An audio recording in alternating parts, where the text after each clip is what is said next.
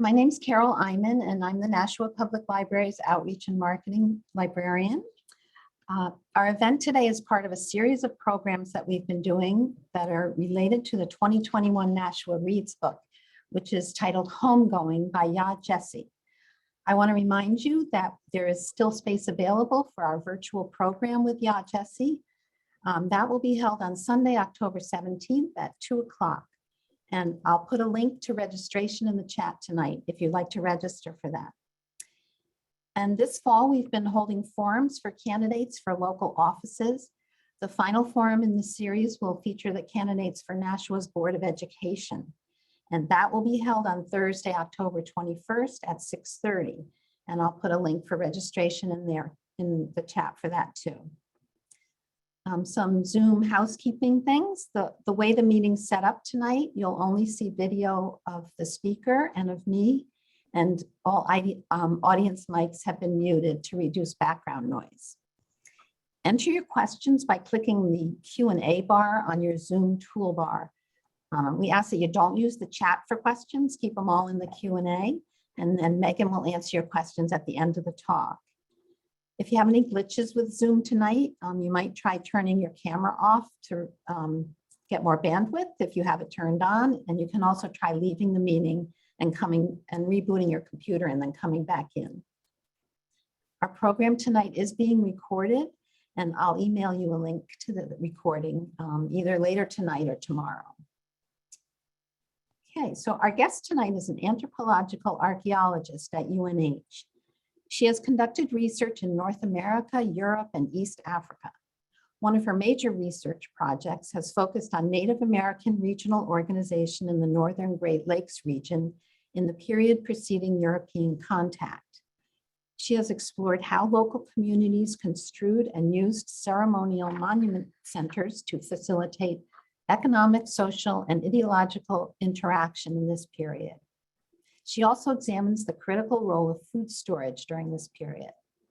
She's the director of the Great Bay Archaeological Survey, a community-engaged and interdisciplinary archaeology program. Please welcome Meghan Howey. Great, thanks for having me. And I'm gonna speak kind of oddly close to my computer, and I warned Carol, my children are upstairs, hopefully behaving themselves, not interrupting us. Work from home life balance these days, right?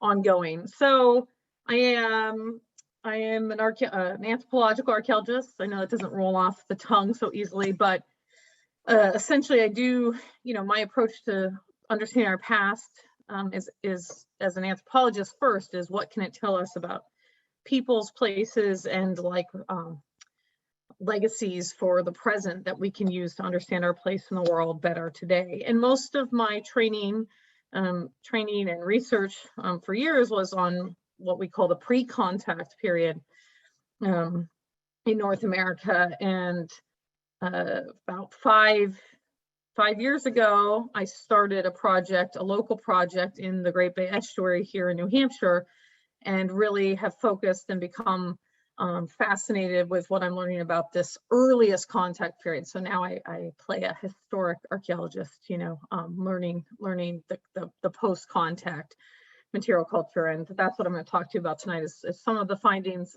from our project there. So I want to talk about dispossessions of land, bodies, and labor, and the archaeology of colonialism and wealth in the seacoast of New Hampshire, that work we've been doing. And I should also say, my background and specialty is really in Native American settler colonial European contact.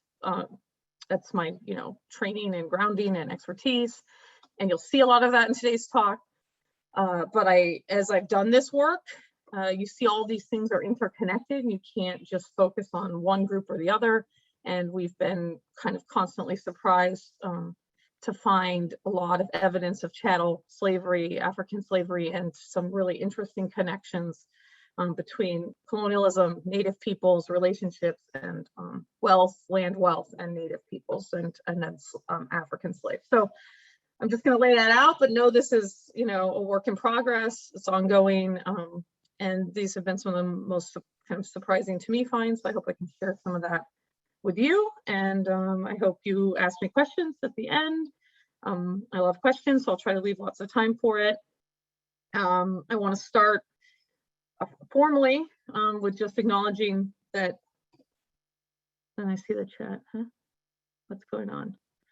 Oh, okay, I see chats, but I'm worried. We've had some mic issues when we set up, so I just want to make sure I'm not having any mic issues for you all. But I want to acknowledge, that I'm speaking to you today from and about Indekina, the traditional ancestral homeland of the Abenaki, Pennacook, and Wabanaki peoples, past and present. And I want to acknowledge with honor and gratitude the land and waterways and the people who have stewarded Indekina throughout the generations. I'm still working on my tribal partners have really been working on me on that Indekina, I'll know back, but I want to say, I will be speaking about Indekina, about the peoples, and from this place.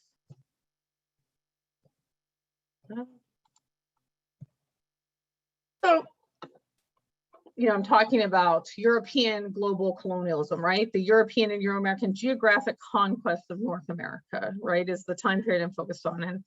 And this started with this infamous date that's upon us of 1492, lots of songs for children, and a day we tend to celebrate this coming Monday that is slowly changing into Indigenous Peoples Day. But this process was kind of a seismic shockwave to the globe, right? This European expansion and conquest and colonization of the globe.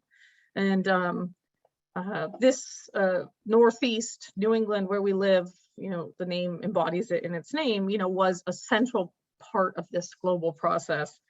And this kind of geographic conquest of North America was a process of interconnected dispossessions.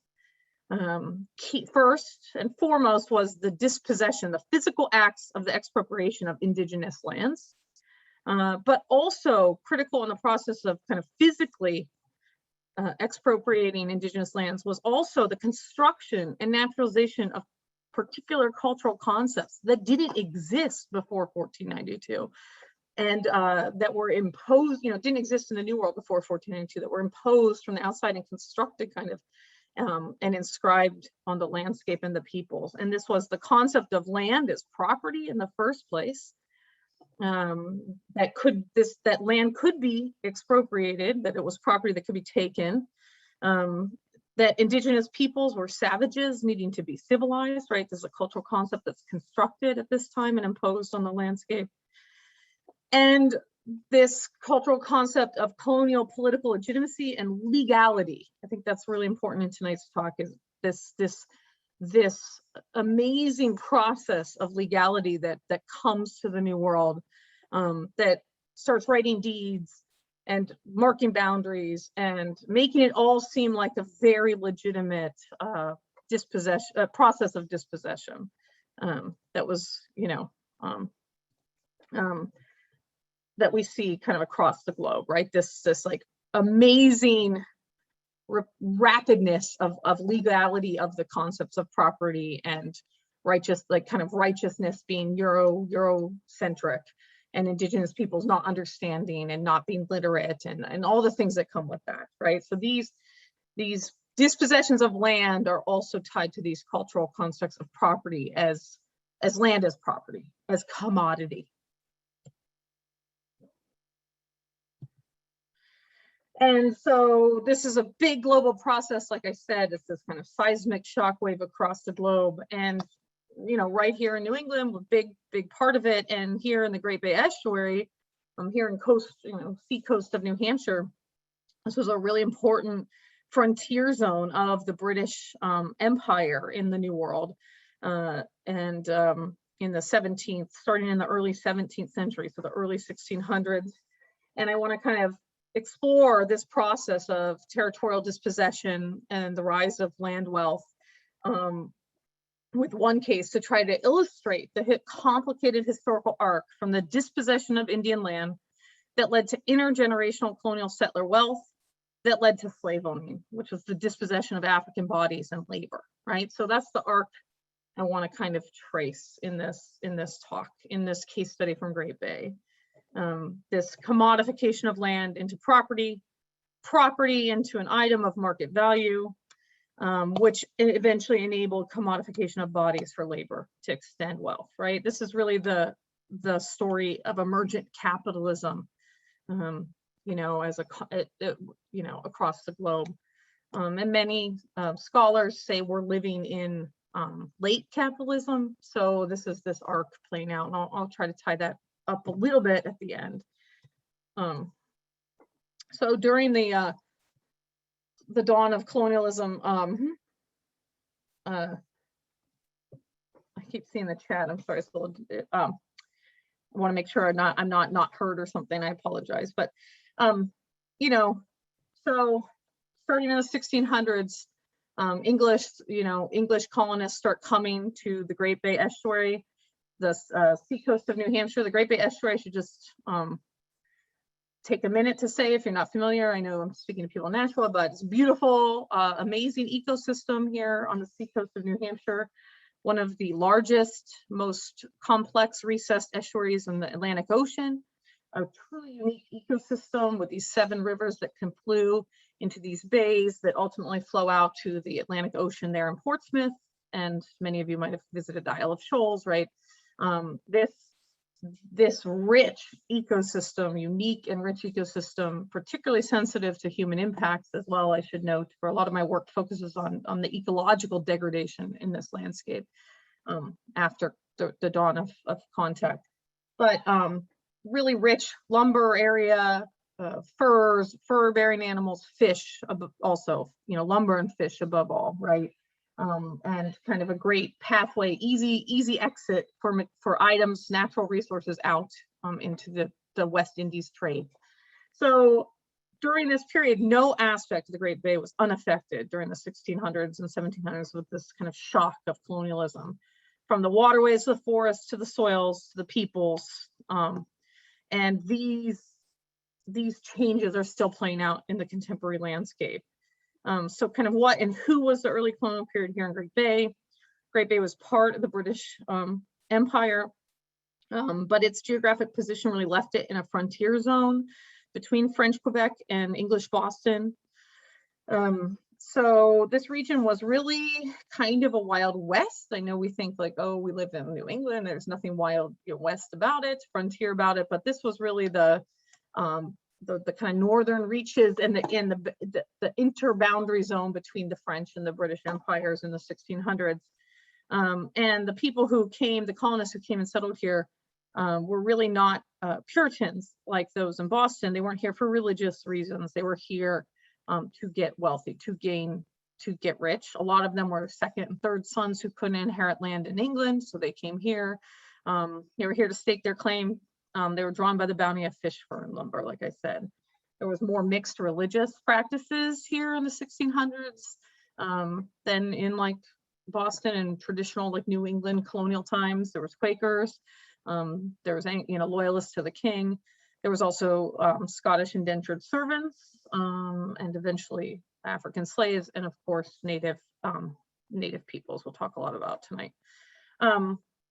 And this Great Bay watershed really became an economic engine of the early British colony.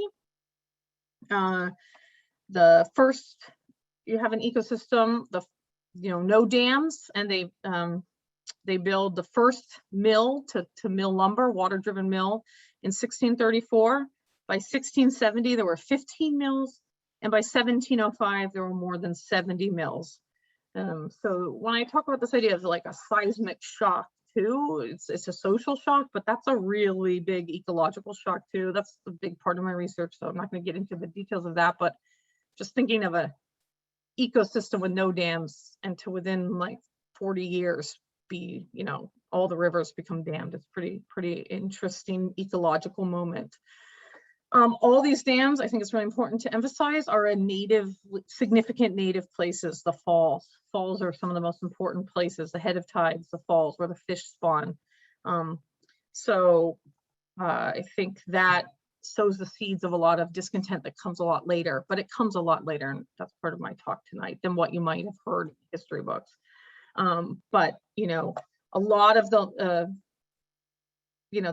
these mills were designed to process massive amounts of timber, mostly mass, white pines for mass to go into the West Indies global trade for naval warships, British naval warships.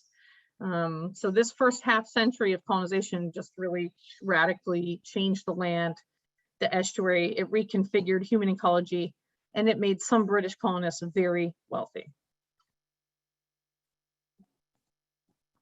And this is a map that was made in the between 1660 and 1670. People estimate 1667 by a British map cartographer, also like sometimes spy. He's an interesting character. Anyways, it's another talk, but it's made from the water. This map is made, and I don't know, on the side, this A through R over on the side are the first original mills, those big mills that go in first, those 15 mills. This was made to map the mills. This just really gives you the insight into like what the British are seeing of this area as right. Nature is a commodity, right? And that's a very different worldview than the Indigenous worldview, which was nature is something to live and harvest, right, sustainably versus extract and sell.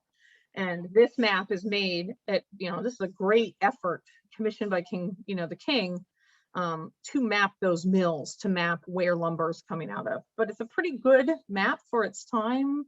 But you can see it's made from the water, so it really emphasizes, and people are moving and only traveling on the water, the landscape, but gives a nice insight also into the British, what I was saying, this is the Wild West. I said that, you might be like, what do you mean it wasn't the Wild West? Well, if you see beyond Great Bay, the map maker maps it as wilds, there's wild animals, there's maybe up here in the corner, maybe an Indian village, he says, not sure, just kind of draws it.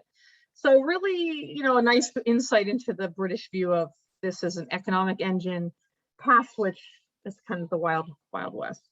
And in this kind of frontier setting, it's really important to emphasize that Indigenous peoples were pretty powerful entities for a long time. They could play the French and British off each other. They did so successfully for quite a long time up here. But these contrasting worldviews of nature and commodities and resources really are what ultimately led to like a breakdown of relationships. So we'll talk about a little more. This, the land is commodity versus communal, right? Very different worldviews.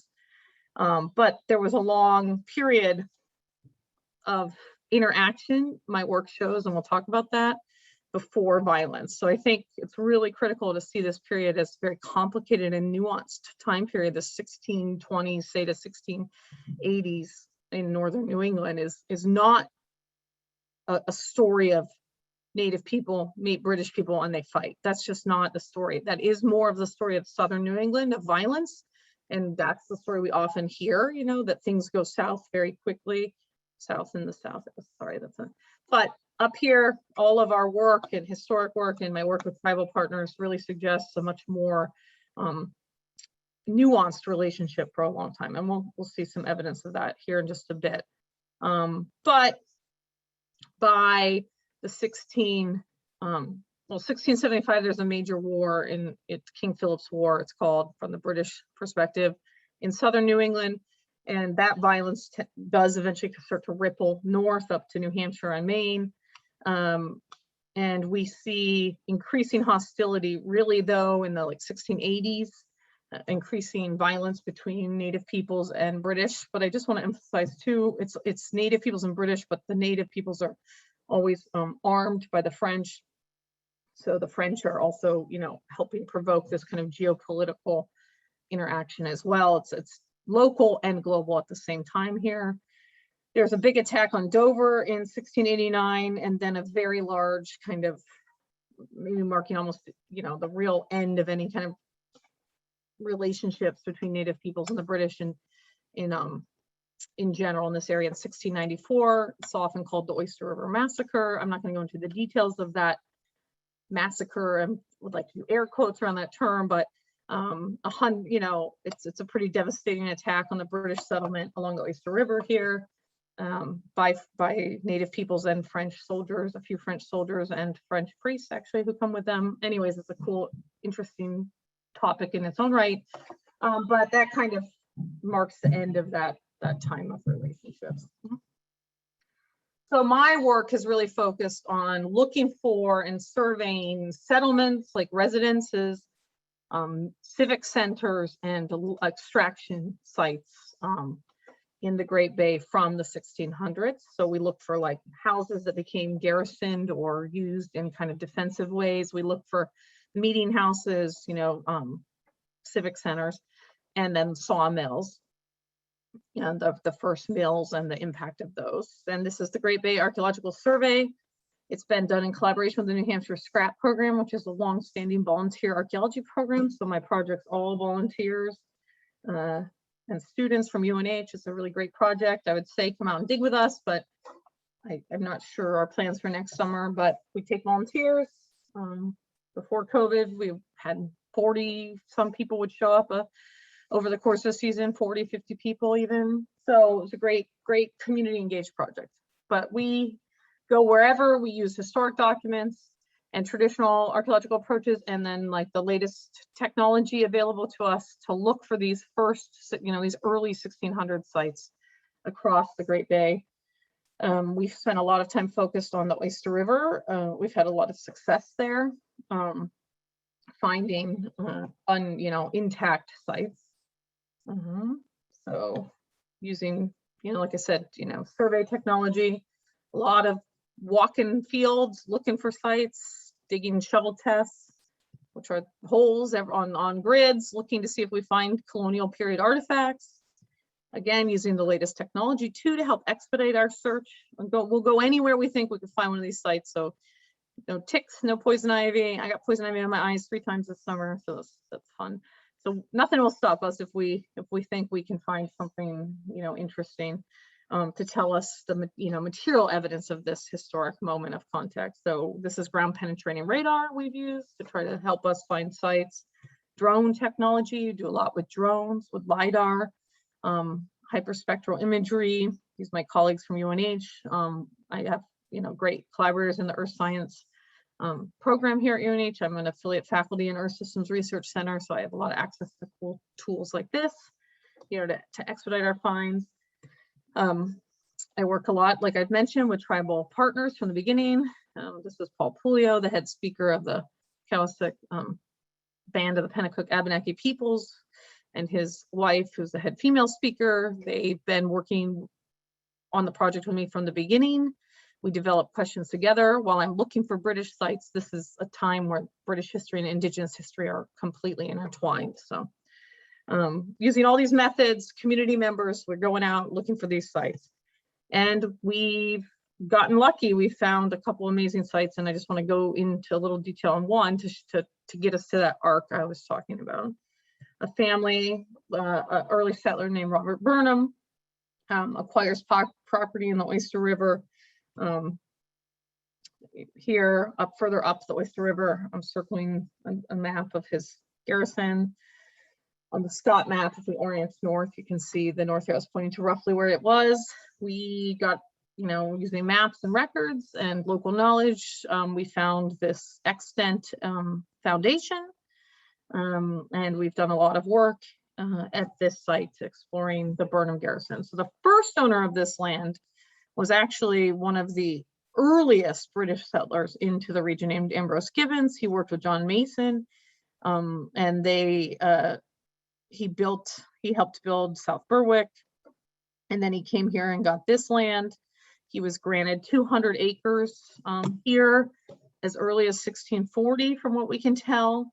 But then he died, and the land went to his daughter's husband, because women couldn't inherit land at this time, and he had no male living heirs. And to Henry Sherburne, the Sherburne House in Surrey Bank is named after him. He didn't want anything to do with living in the, Portsmouth was the metropolitan center. He didn't want to live in the woods here in Oyster River, and never lived there. So in 1657, Sherburne deeds the land that he never lived on, that he inherited and never lived on, to Robert Burnham, who had come over from England, and he deeds it to him. This is the actual, writing of the deed. I'm not going to make you read this, but I just want to give a moment to my community historian. She's a retiree who does all our deeds research for this project, and this is the kind of what she has to sort through to figure out exactly where properties were and where they were deeded. But Robert Burnham is deeded the 200 acres in 1657. And here's where, you know, the story starts, and I want to really emphasize of wealth. He is deeded this land for 100 pounds. So I found a converter online, and that value of 100 pounds that like equates the time of 100 pounds in 1657 would today only be about $22,000.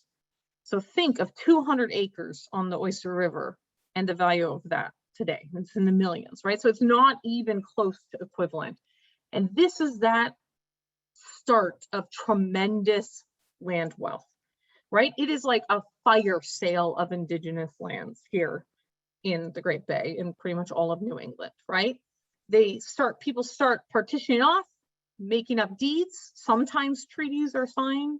Most of the time, when Native people sign treaties giving away land to the British in this area, they give it away for quote unquote free, because there is no Indigenous concept of property as property, you know, as a commodity, as land as commodity. So they say, you can, of course you can have this land, we just need to come here and fish, you know, on the falls. That's what when I said that issue of the falls, right? Like, we just need to come and get our resources. So the British are like, they bring that legality, right? Deeds and make property and sales and legal records and court systems, right? This kind of bureaucratic process that unfolds as part of the colonial project is so important. And it's what, you know, it's not, I think it's really important to understand, it's not like Robert Burnham or any of these guys went and like said, hey, I'm taking your land, right? That's not how this went. This went through this very bureaucratic process and like a system that Native peoples were completely unfamiliar with. And the land wealth starts there, like tremendous intergenerational land wealth, right? Because Robert Burnham acquires 200 acres of land. He's able to give that land to his children, and we'll talk about the exact order of events in just a second, right? So, but I just really want to emphasize this land wealth concept, that land is wealth, you know, in the first place. So here we are digging the Robert Burnham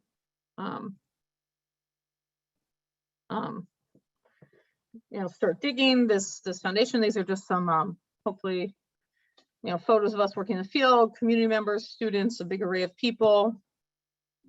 We start looking.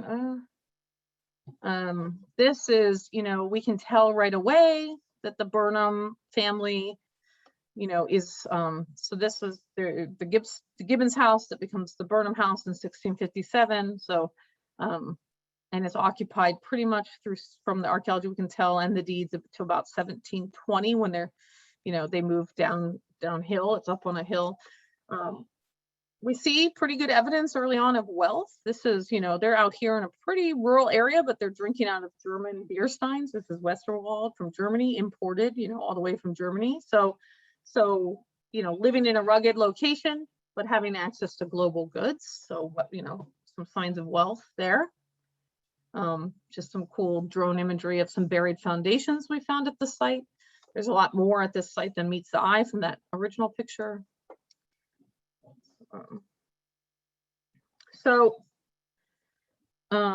I mentioned, you know, or said the Oyster River Massacre is in 1694, right? So there's about 300 British settlers living in the Oyster River in 1694. 100 are killed in this battle.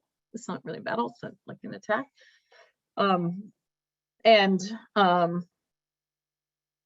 That's a lot. That's like a third of the population are either killed. 104 are killed and 27 are taken captive, from what we can tell in the records. So, and half of the settlements, half of the houses are burned to the ground. The Burnham family, the Burnham Garrison that we found and have been digging, survives this attack. Now,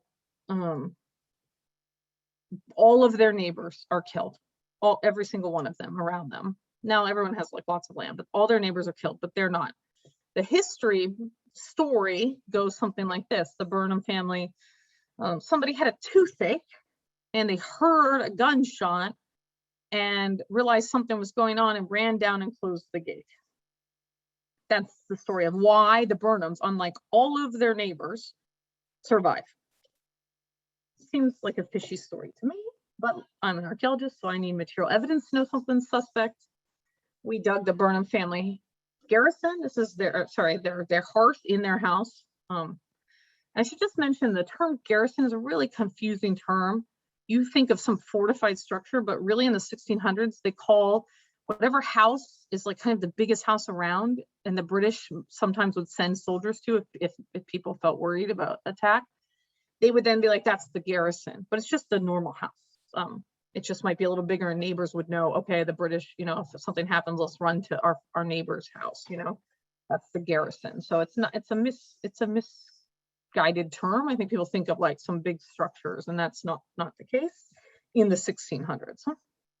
So we're digging their house. We find their central hearth, built right up here on the bedrock. This is a clay base for that hearth, and this is a fallen chimney.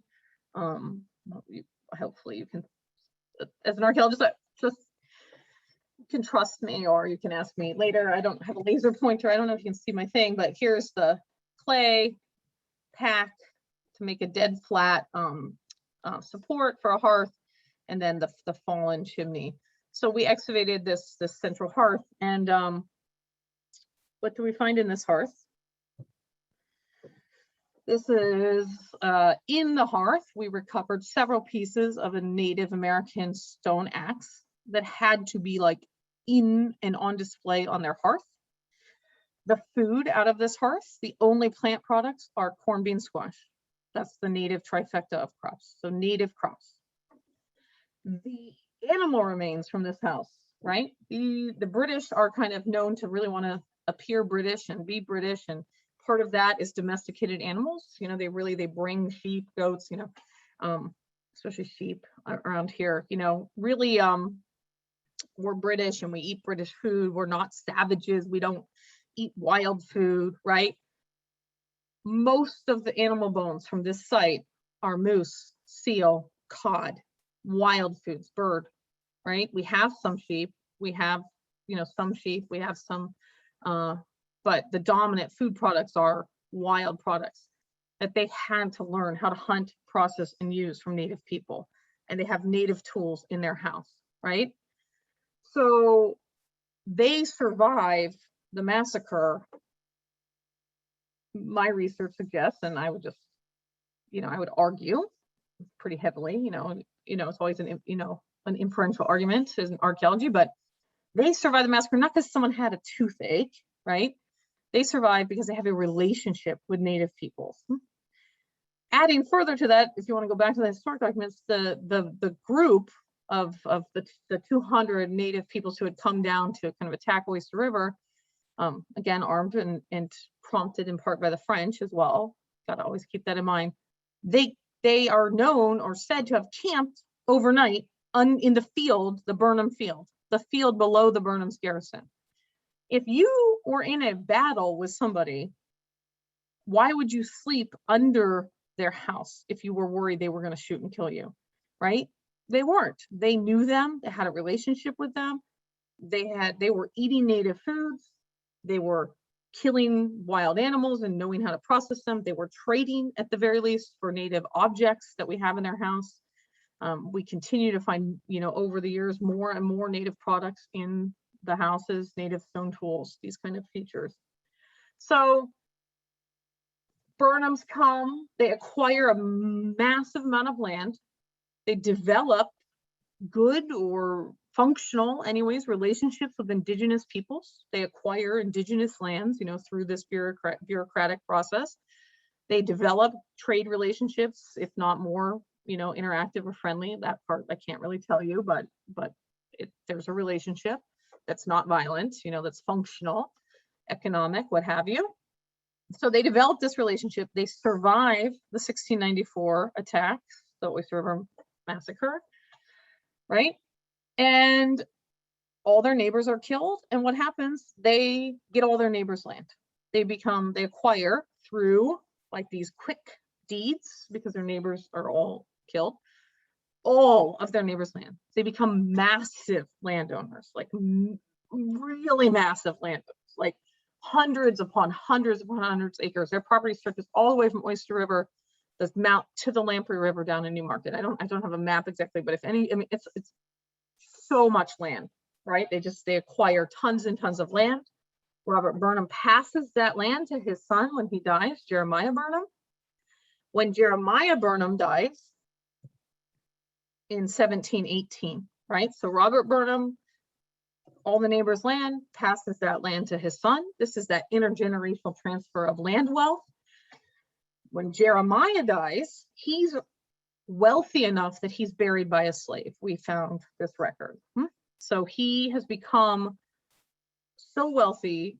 Well, he's become wealthy enough that when he dies, they pay a slave and to bury him. That's this record. It's a record of the slave on behalf paying that. This is Jeremiah Burnham paying the slave owners, the slave's owner for the slave burying. This is Jeremiah's offspring paying them. This is from the probate of Jeremiah Burnham, 1718's death. So he's rich enough to be buried by a slave. And guess what? Jeremiah Burnham's son, also named Jeremiah, this is how this makes the deed research challenge. We love to name everyone the same thing.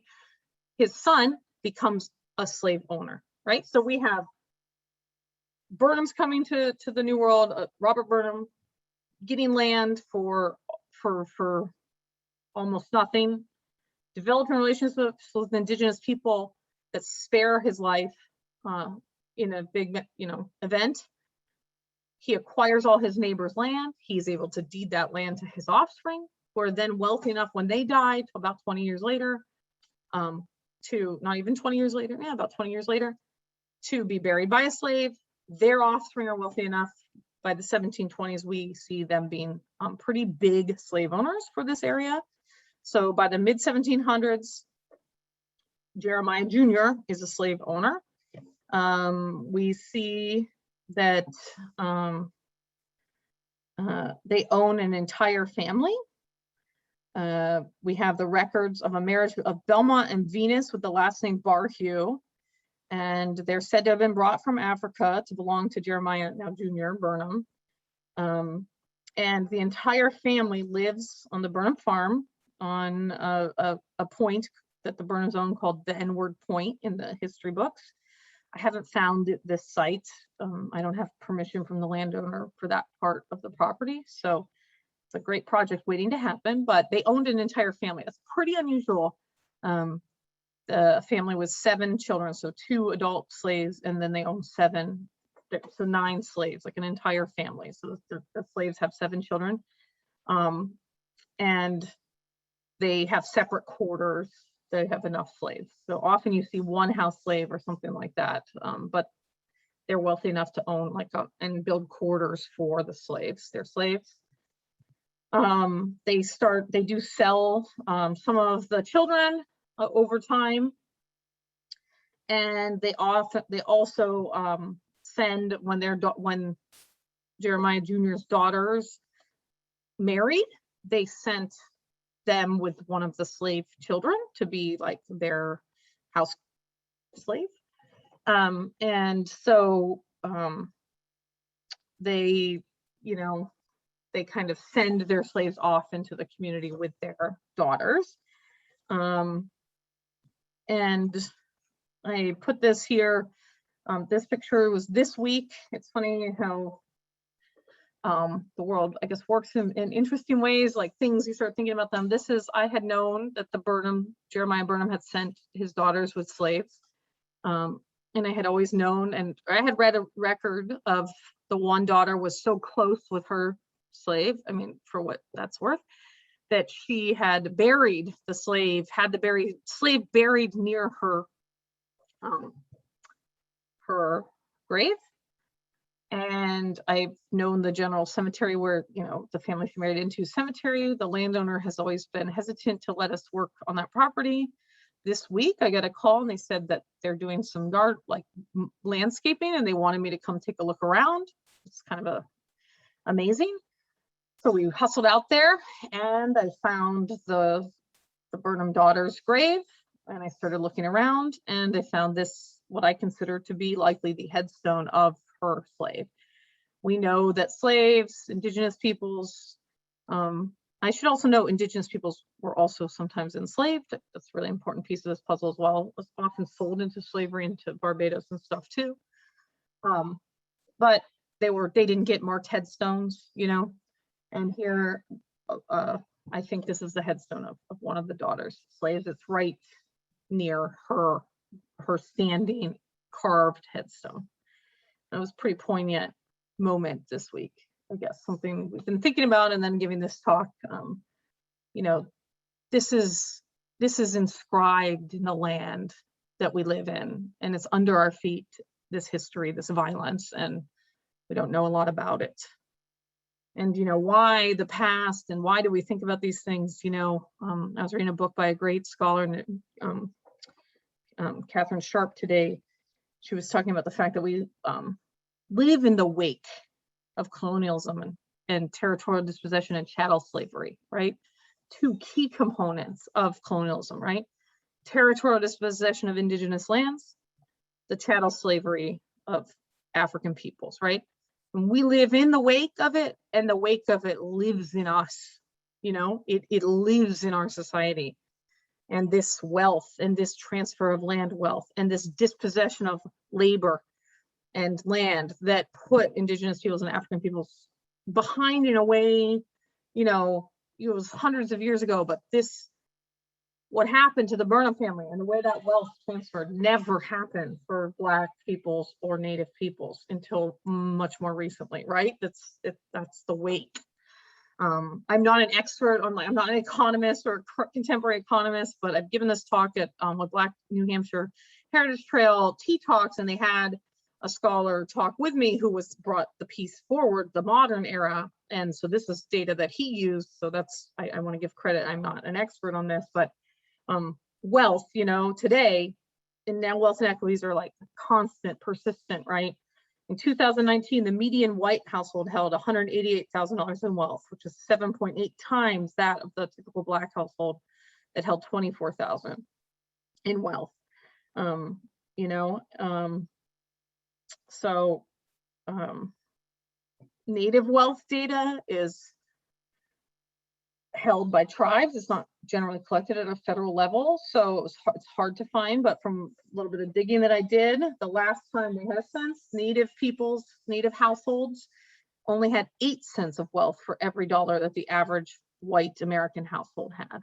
So that was 20 years ago, that data. So it probably has not improved much since then. So that's the wake of colonialism. That's the legacies, and it colors our landscape, our inequities that we struggle with today. And everything we kind of think of today has a history, right? It didn't just happen one day. So it has a legacy. So that's that. I take questions.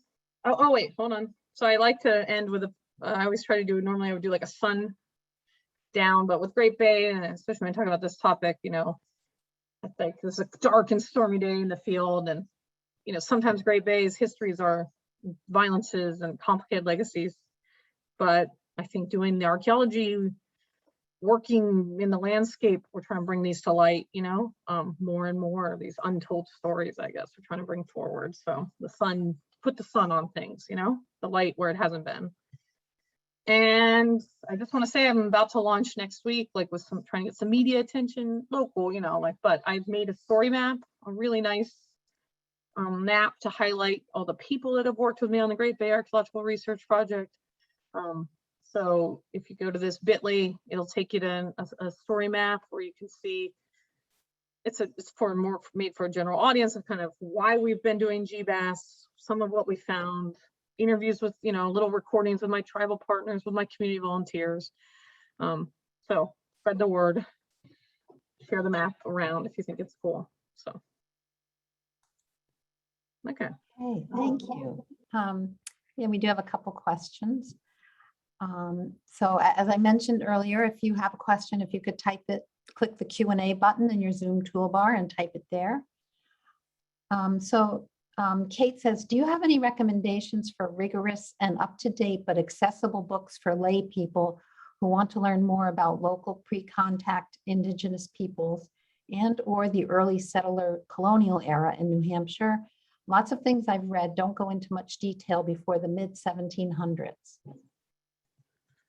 Yeah, yes, I do. I would think, trying to think of, I haven't read it, but he's a great scholar, so I'm sure it's great. I mean, he just, let me get it up. Robert Goodby just published a book all about pre-contact New Hampshire, Indigenous archaeology. Oh, let me get you the name of the book really fast. Yeah, I think he spoke at our library once. Is he from Keene? Yeah. Here it is. It's called a, oh, I guess I can't, can I? It's called A Deep Presence, 13,000 Years of Native American History. And it's about New Hampshire Native history. It just came out. It's, you know, I haven't read it. He sent me a couple chapters from it. So I can't vouch for it, but I can vouch he's a good scholar. And I think it's a much needed book, you know, about that. So that's my, there's some great stuff in Maine. There's more, you know, but yeah. So that's my recommendation. I should also say indigenousnh.com, or if you Google Indigenous New Hampshire, I'm part of the Indigenous New Hampshire Collaborative Collective. And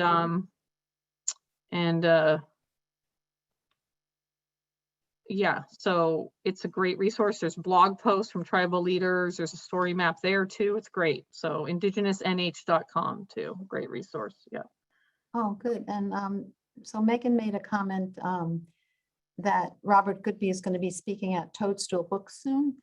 She doesn't recall if it's on Zoom or in person, but she saw it in today's email from them. So maybe if you go to the Toadstool website, you can find out more. Great. Yeah. I know he just publishes some. I'm remiss for not having read the whole thing, but I will. Yeah. Linda comments she prefers if you use the term enslaved person instead of slave. It's much more humanizing, she says.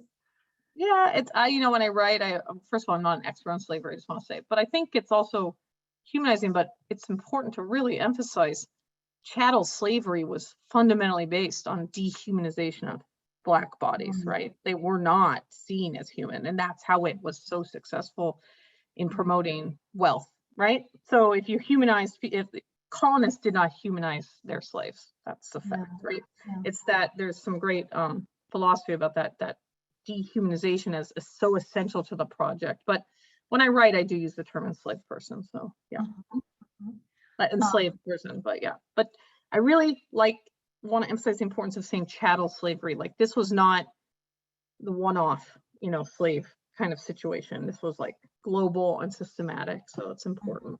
Yeah. Jetta just made a comment, fascinating presentation. Thank you. Oh, good. I'm glad you liked it. Yeah.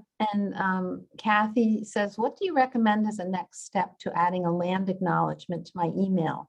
I want to take the next step, learn how to start making amends.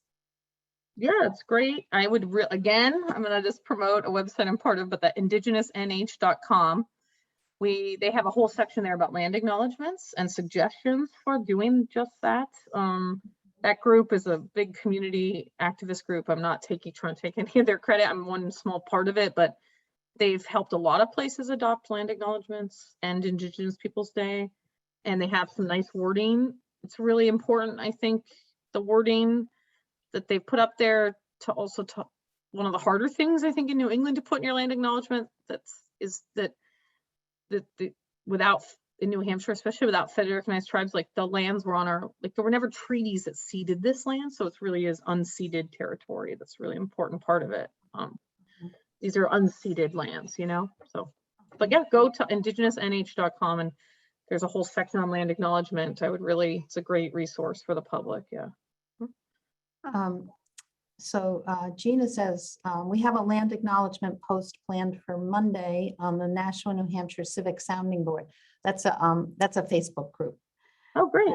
we'll be linking to indigenousnh.com in that post. Oh, great. Yeah, that's, Yeah, I should say, look, we at the library are looking into holding a program about land acknowledgement. What's it all about? So we're hoping to do that this winter. We haven't finalized plans. yeah, great. You know, I think it's so important. I think I would just call on all of us, and myself included. It's easy to put a land acknowledgement on things. It's harder to do the work of change in structures, right? And giving up power. Yeah. And that's, you know, that's, and resources, right? Those are the hard parts of acknowledgement, you know? So, Exactly. yeah. I had a question about on your digs when, you know, you showed the picture of where you dug for the Burnham family. Was that their name? Yeah. And there was no development there. You must encounter sites where it's greatly developed. And how difficult is it to get permission from landowners to dig? Oh, yeah. That's a big piece of this project. Is I know where there's probably a lot of sites I can't get permission to. I have, there's a couple pieces. A lot of sites are gone from developments. Probably some of the most significant sites are long gone, you know? And also, so this property, you know, I tend to, as an archaeologist, because what we do is destructive. You know, I think about that ethic of that a lot. Like when we dig something up, we destroy it systematically, but so I tend to try to only work on what I consider like endangered sites in danger of being developed, or recently sites that are washing away due to climate change. I've had some press about that because I found a lot of these sites are gone because of sea level rise has washed them away for like ever. Right. Really sad, actually. This site is owned by a 93-year-old landowner who is gracious about, and she owns the Burnham original 200 acres. Her dad bought it from a Burnham. It's a cool, but it's an endangered site because her children are going to sell it when she passes. They've told me, so they've told me I can go ahead and do whatever I want until. But most, you know, good places to live in the past are good places to live now, and a lot of the best sites on the coast, on lakes, on rivers are gone. They're gone. Yeah. So you gotta find what you can, you know, before it's gone. Yeah. So. Right. So another comment, I love your presentation. I've thought about the Indigenous peoples and how they were ripped off. Yes. I do not think we think about that enough, and I feel great shame. I think the way we now celebrate Indigenous Peoples Day is a start toward healing. Your work has brought this about. Thank you. Oh, well, that's very nice. In my small part, right? They did get ripped off. It's true. Yeah. I mean, that's a good way to put it. It's a casual way to put it, but it's a hard history to look at. That's what I was saying about the real changes. It's in the, it's an uncomfortable history, you know. Yeah. But yeah, I hope, I mean, I try, you know, trying to bring these stories, these hidden stories to light, and like looking at the stuff, not just what's written down. That's what the power of archaeology is to me, I think. So thanks. That was great. Appreciate it. And so Linda has put in the chat a link to acknowledgement to action. Ensure your land acknowledgement is meaningful. Oh, great. Thank you. Thank you. Great. I don't know. Okay. Great. Does anybody else have any questions you want to ask tonight? Yeah, great. That's a great. Yeah. Good. Good. Wait a minute. Okay, John asks, what happens to a dig site after you finish exploring? We put all the dirt back. A lot of work. Yeah. Well, I think that your question, Carol, got at that too. It's, you know, ideally, I try to work with a landowner to preserve the site. That's the ideal. There's archaeological conservancy. Sometimes you can get the person just to agree not to develop it, put it in an easement, just a small one. But a lot of the sites on private property, you have no control over what happens to them. None. Like, that's private property in the US. You know, the story I just told is property reigns supreme, you know, so you don't have, and that's not true everywhere. Like, I've done a lot of work in Hungary. In Hungary, archaeological sites are national property. If you have one on your land, you can't do anything to it, and anyone can dig it anytime, or if they have permission, obviously. So isn't that, archaeologists? But great question. I try to protect them. I try to learn as much as I can before they're gone. I try to negotiate with landowners to keep them safe. Yeah.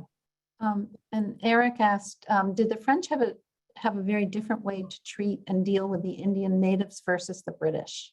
Oh yeah, yeah. I mean, that's a whole nother part of the research we have. But yeah, I mean, yes, the answer is yes. I'm not letting the French off the hook, but it was a very different approach to colonialism in many ways. I mean, in large part, the English came here, like a big difference. There's some great books about it. Was through like the idea of marriage and relationships. So like the British, when they came, the Puritans like brought their whole families, right? The French were voyageurs. They sent mostly young men to explore and to fur trade.